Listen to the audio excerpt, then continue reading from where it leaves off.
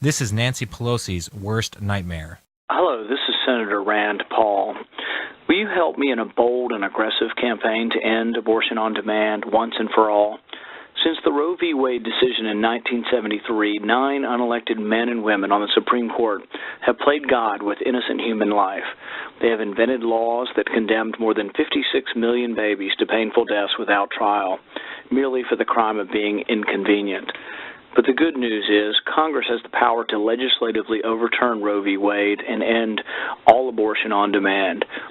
You see, when the Supreme Court invented the so-called right to an abortion, they left an opening for us in Congress to act on the question of when life begins.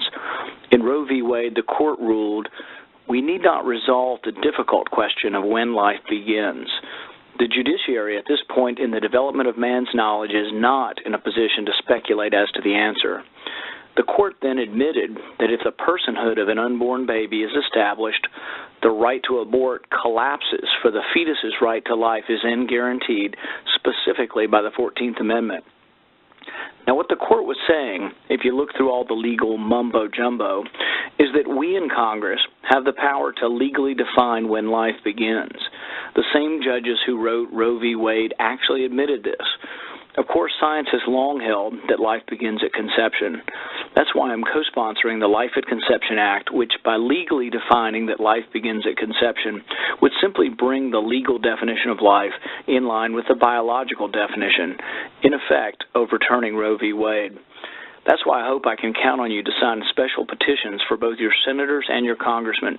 And if at all possible, I hope I can count on you to make a generous contribution of $50 to the National Pro-Life Alliance's campaign to pass a Life at Conception Act and overturn Roe v. Wade. Your generous contribution of $50 or more will help pay for collecting petitions from up to 1 million Americans and for briefing hundreds of newspaper columnists, editorial writers, and talk radio hosts. The fact is that with enough pressure from dedicated pro-lifers on members of Congress from both parties, you and I can force every member elected as a pro-lifer to either end the slaughter now or face angry voters back home. I have to tell you, from my perspective as a pro-lifer in Congress, that every pro-lifer's activism is essential in our fight against abortion on demand, but I have especially come to appreciate the members of National Pro-Life Alliance. Their members nationwide are perhaps the most active and focused on the ultimate vision of eliminating abortion on demand, not just regulating it.